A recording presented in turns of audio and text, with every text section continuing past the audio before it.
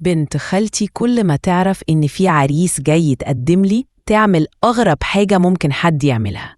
كنت بستعد زي أي بنت لما تعرف إن في عريس جاي، بس المرة دي ما كانتش زي أي مرة. أصل العريس ده بالذات ماما طايرة بيه طير، وهقول لكم ليه بكل التفاصيل. والحكاية من البداية هي إن اسمي منة. خلصت دراستي ودورت على شغل كتير قوي لحد ما يدوب لقيت شغلانة في مكان قريب من بيتنا. وأول ما تمنيت 27 سنة ماما ما بقاش على بالها غير حاجة واحدة بس، إنها لازم تفرح بيا قبل ما العمر يعدي. وعلى حسب كلامها كانت نفسيتي بتتعب من طريقتها وكلامها وطريقة تفكيرها الغريبة جدا. لأني مش شايفة نفسي كبيرة، بالعكس أنا شايفة نفسي صغيرة قوي على الجواز.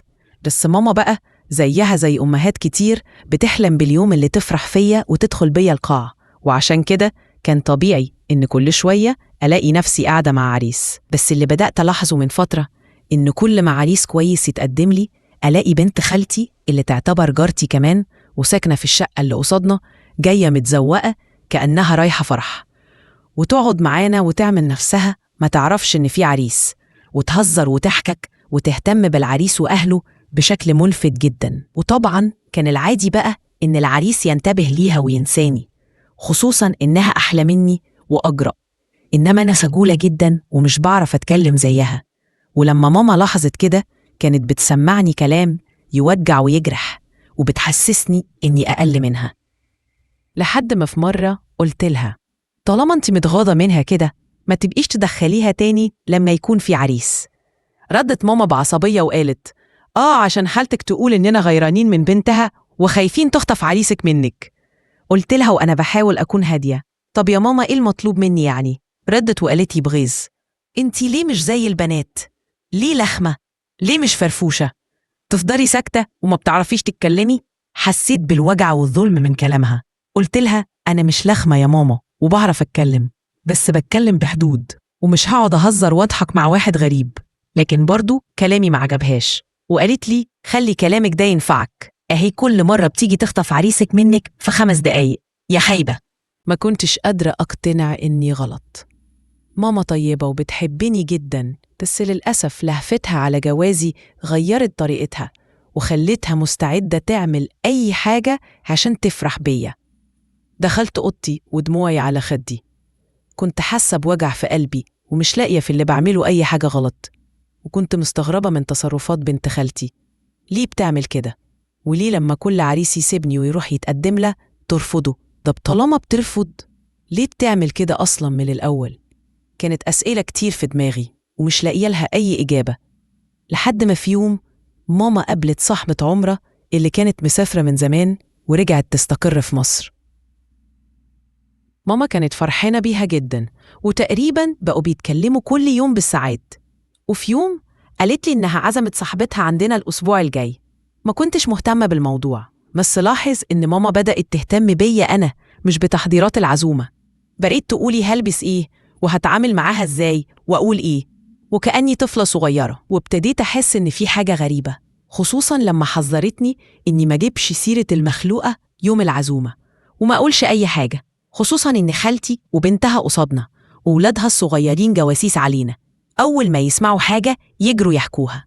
وفي يوم العزومة حضرت كل حاجة واستنيت أشوف صاحبة ماما، ولما الباب خبط كنت هقوم أفتح، بس ماما منعتني وقالت لي روحي أوضتك وأنا هندهلك بعد شوية. بدأ الشك يزيد. دخلت أوضتي وأنا متوترة جدا وحاسة إن في حاجة هتحصل، وسمعت صوت راجل وست. هنا فهمت ماما كانت بتحضر لإيه. حسيت بزعل وتوتر، ليه تحطني في الموقف ده؟ وبعد شوية اندهت لي. ما كنتش عايزة أخرج بس اضطريت عشان ما احرجهاش قدام الضيوف.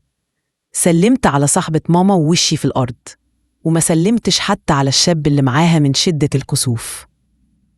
ماما عملت نفسها بتضحك بس كان باين إنها متغاظة. بس الحقيقة صاحبة ماما كانت ست حنينة وراقية، طبطبت على إيدي وقالت لي ونعم التربية يا حبيبتي.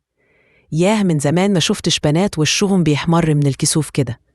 ماما غيرت رد فعلها وبقت مبسوطة وقالت لصاحبتها: أنا مربية بنتي زي ما أهلنا ربونا. ضحكت صاحبة ماما وقالت لها: لا بس انتي طول عمرك شقاوة يا منال، بنتك مش شبهك خالص. ضحكنا واتكلمنا ورحت أحضر السفرة، وأول مرة أحس بالراحة في وجود عريس، رغم إني ما اتكلمتش معاه خالص. بس والدته كانت ست طيبة جدا وحبتها من أول لحظة. بعد ما خلصنا الباب خبط، ماما بصت لي وكأننا عارفين مين. أكيد بنت خالتي. كالعادة وش ماما اتقلب، بس عشان شكلنا قدام الضيوف أنا اللي قمت وفتحت الباب، وطبعا لقيتها جاية وفي إيديها طبق حلويات ومتشيكة آخر شياكة. ومن غير ما حد يكلمها دخلت وسلمت على الضيوف وقعدت بكل جرأة. غصب عني كنت برا برد فعل ابن صاحبة ماما، هل هتقدر تستدرجه زي الباقيين؟ بس المرة دي الموقف كان مختلف. أمه كانت مستغربة طريقتها، والعريس كان متجاهلها تماما وبيتكلم قليل جدا. كان واضح إنه شخصية محترمة وهادئة، وده خلاه يكبر في نظري أكتر. وفجأة استأذن وقال لماما بكل احترام: طب نستأذن عشان ورايا شغل وهنيجي تاني بإذن الله. وسلم ومشي. وماما ما كانتش طايقة بنت خالتي، بس أنا لأول مرة في حياتي أشكرها على وجودها. كنت مبسوطة جدا، وده خلاها تبصلي بغل، لحد ما ماما قالت لها بعصبية: هو انت يا حبيبتي ما بتيجي تزورينا غير لما يكون في ضيوف؟ الكلام كان واضح. لقيت بنت خالتي قالت ببرود: وفيها ايه يا خالتي؟ ماما كانت بتحكي لي انك دايما كنتي بتعملي كده مع اي عريس بيجي عندكم. ماما اتعصبت جدا، بس هي لمت الموضوع بسرعة واعتذرت بخبث، بس أنا كنت مصدومة. صدمت في أمي لأول مرة. معقول كانت بتعمل كده مع أختها الكبيرة؟ ولما بنت خالتي مشيت واجهت أمي وقلت لها: هو ده كان بيحصل بجد يا ماما؟ ماما ارتبكت وقالت: كنت عيلة صغيرة مش فاهمة، وأختي الكبيرة كانت دايما بتغير مني، وكل ما كنت بهزر بعفوية كانت تفهم غلط. عرفت بإن اللي بنت خالتي بتعمله ما هو إلا امتداد لماضي أمي، وإن خالتي كانت شايلة جواها. بس ليه أنا أشيل ذنب حاجة ما كنتش طرف فيها؟ عدى اليوم وتاني يوم اتحدد ميعاد تاني للمقابلة، بس المرة دي كانت بره البيت في مطعم معروف. اتغدينا واتكلمنا في كل حاجة وكان باين عليه القبول والرضا. رجعنا البيت وماما قالت لي إن صاحبتها ما عجبتهاش طريقة بنت خالتي، وقالت إن كسوفي وهدوئي بقى أحلى صفة فيا. وفي أيام قليلة وافقت وتحددت الخطوبة، وطبعا خالتي وبنتها كانوا مصدومين. ويوم الخطوبة بنت خالتي حاولت تلفت نظر خطيبي بس ما عرفتش. كنت واثقة في نفسي وفي اللي قلبي اختاره، وقعدت مع ماما وقلت لها: لازم تصفي اللي بينك وبين خالتي، لأن اللي حصل معايا كان نتيجة اللي كنتي بتعمليه زمان. ماما دمعت وحسيت بندمها وقررت تعتذر لخالتي. بس أنا اللي قررت علاقتي ببنت خالتي، لأنها أصلاً مش شبهي من البداية. وتعلمت درس مهم قوي: إن الإساءة عمرها ما بتتنس، واللي بيبات مظلوم ربنا دايماً بينصفه.